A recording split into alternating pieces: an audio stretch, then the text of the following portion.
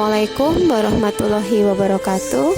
Anak-anakku sekalian, kita bertemu lagi dalam pembelajaran pendidikan Pancasila dan kewarganegaraan.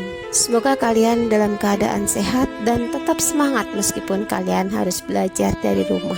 Jangan lupa untuk mengisi daftar hadir di WA grup kelas masing-masing ya. Nah, Ibu akan lanjutkan dari pelajaran kemarin mengenai kebangkitan nasional dalam perjuangan kemerdekaan. Kalau kemarin kita sudah membahas mengenai makna kebangkitan nasional, kemudian perjuangan kebangkitan nasional. Sekarang kita akan bahas yaitu arti penting kebangkitan nasional dalam perjuangan kemerdekaan. Perjuangan bangsa Indonesia sebelum dan sesudah tahun 1908 itu memiliki perbedaan. Perbedaan tersebut kalian bisa lihat dalam tabel berikut. Nah, sebelum tahun 1908, perjuangan Indonesia dipimpin oleh raja atau tokoh bangsawan dan tokoh agama. Kemudian masih bersifat kedaerahan. Yang ketiga, bersifat fisik atau perjuangan dilakukan dengan mengangkat senjata. Keempat, terfokus pada pemimpin karismatik. Dan yang kelima, bersifat reaktif dan spontan. Sementara sesudah tahun 1908, perjuangan Indonesia itu dipimpin dan digerakkan oleh kaum pelajar, serta sudah bersifat nasional dan telah ada kerjasama antar daerah. Kemudian diplomasi dengan menggunakan cara-cara modern seperti media, perundingan, lobby, mogok, dan sebagainya. Perjuangan sudah tahun 1908 itu juga memiliki organisasi yang memungkinkan adanya kaderisasi, memiliki visi yang jelas yaitu Indonesia Merdeka. Nah, sekarang kita akan lihat arti penting kebangkitan nasional bagi bangsa Indonesia, khususnya bagi para pelajar. Antara lain, yang pertama, kebangkitan nasional dapat berarti bangkit dari keterpurukan dengan menyongsong masa depan. Yang kedua, kebangkitan nasional dapat berarti menguasai keterampilan yang diperlukan bagi masa depan, termasuk keterampilan teknologi. Yang ketiga, kebangkitan nasional dapat berarti bangkitnya kesadaran bahwa kita harus berani berusaha dan tidak pasrah menerima segala sesuatu sebagai takdir yang tidak terrelakan. Nah, anak-anakku, kalau kita lihat arti penting kebangkitan nasional ini kemudian kita terapkan dalam kehidupan kita sekarang, seperti yang pertama kali pembelajaran di semester 2 ini Ibu sudah berikan mengenai profil pelajar Pancasila. Nah, disinilah kalian dituntut untuk bisa bangkit dari keadaan yang sekarang ini. Meskipun saat ini kita sedang menghadapi masa pandemi, tapi kalian tetap bangkit untuk belajar, untuk menyongsong masa depan. Dibarengi dengan keterampilan yang diperlukan untuk masa depan kalian. Nah, dalam kebangkitan nasional ini ada beberapa peran tokoh yang berjuang dalam memperjuangkan kemerdekaan nasional. Antara lain yaitu yang pertama, Wahidin Soedirohusodo. Wahidin Soedirohusodo merupakan dokter pribumi yang juga salah satu tokoh pergerakan nasional. Ia memiliki cita-cita untuk meningkatkan taraf kehidupan masyarakat Jawa dengan cara memperluas pengetahuan mereka, baik pengetahuan barat maupun pengetahuan kebudayaan Jawa itu sendiri. Gagasan penting Wahidin adalah perjuangan pergerakan nasional adalah organisasi yang memiliki tujuan memajukan pendidikan dan meningkatkan martabat bangsa.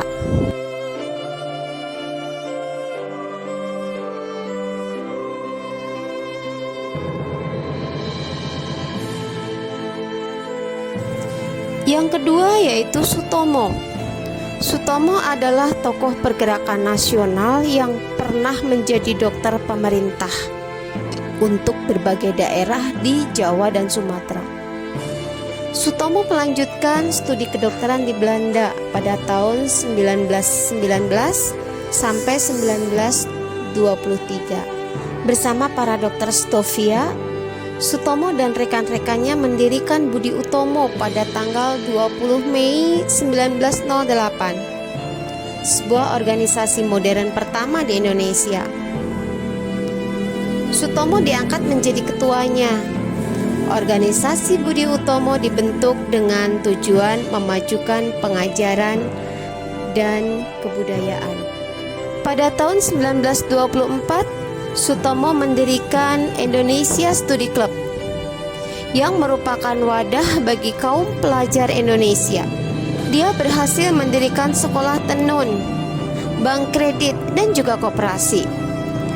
Pada tahun 1931, Indonesia Study Club berganti nama menjadi Persatuan Bangsa Indonesia atau PBI. Pada bulan Desember 1935, karena tekanan Belanda, Budi Utomo dan PBI digabungkan menjadi Partai Indonesia Raya atau Perindra. Selain Budi Utomo, beberapa kumpulan lain yang juga digabungkan ke dalam Perindra adalah Serikat Silibes, Serikat Sumatera, dan Serikat Ambon. Adapun Sutomo diangkat sebagai Ketua Partai Indonesia Raya atau Perindra.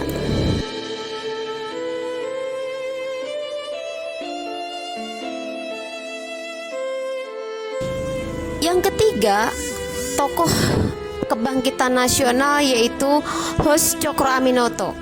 Hos Cokro Aminoto lahir tanggal 16 Agustus 1883 di Ponorogo, Jawa Timur. Tahun 1902, Hos Cokro Aminoto lulus dari Osvia atau Sekolah Bagi Calon Pegawai Pemerintah.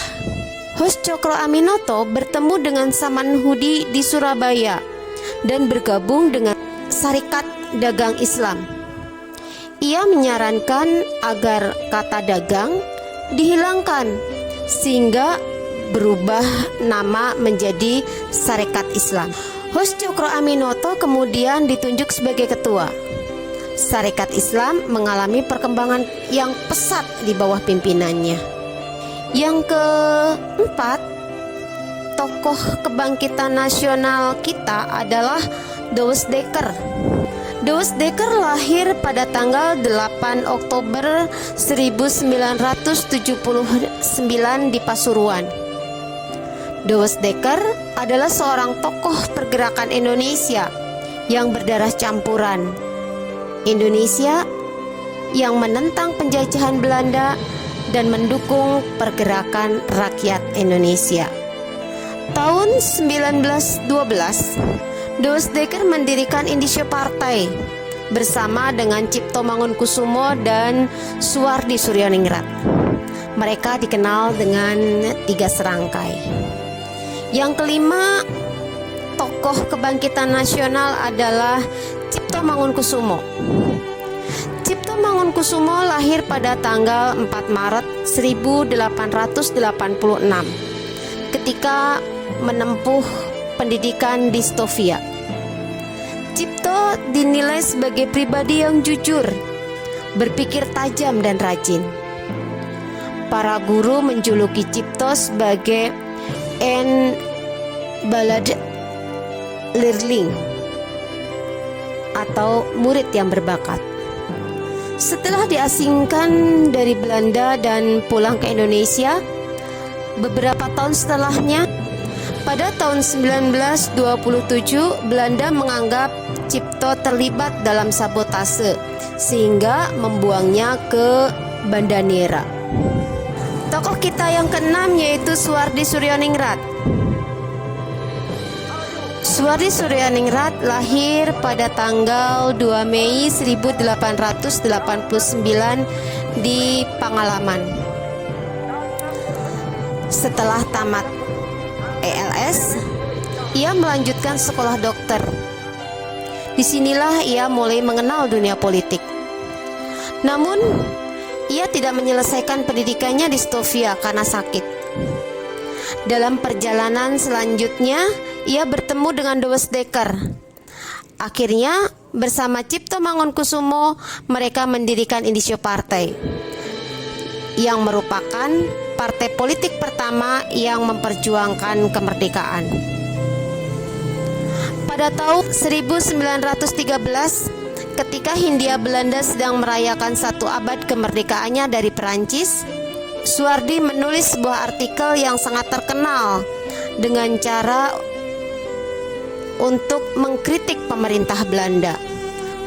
Setelah diasingkan ke Belanda, sekembali ke tanah air tahun 1922, ia mendirikan sekolah yang diberi nama National Onderwijs Instituut, Taman Siswa, atau Perguruan Nasional Taman Siswa. Suwardi memiliki semboyan tersendiri dalam hal pendidikan. Semboyan tersebut berbunyi, Ing ngarso sung tulodo, ing madya mangunkarso tutwuri handayani, yang memiliki arti di depan memberi contoh, di tengah memberi semangat, dan di belakang memberi dorongan. Yang keenam yaitu Suwardi Suryaningrat. Ia mengubah namanya menjadi Ki Hajar Dewantara saat berumur 40 tahun. Pada tahun 1934, ia ikut membentuk Putera, Pusat Tenaga Rakyat. Pada masa kemerdekaan, ia pernah menjabat sebagai Menteri Pendidikan. Ki Hajar Dewantara wafat di Yogyakarta pada tanggal 26 April 1959. Nah, anak-anakku sekalian, pertemuan kita hari ini sampai di sini. Kita akan bertemu lagi dalam video pembelajaran yang berikutnya. Untuk tugas hari ini, Ibu kirimkan di WA Group dan Classroom. Silahkan kalian lihat dan kalian kirimkan lembar jawabannya. Terima kasih. Wassalamualaikum warahmatullahi wabarakatuh.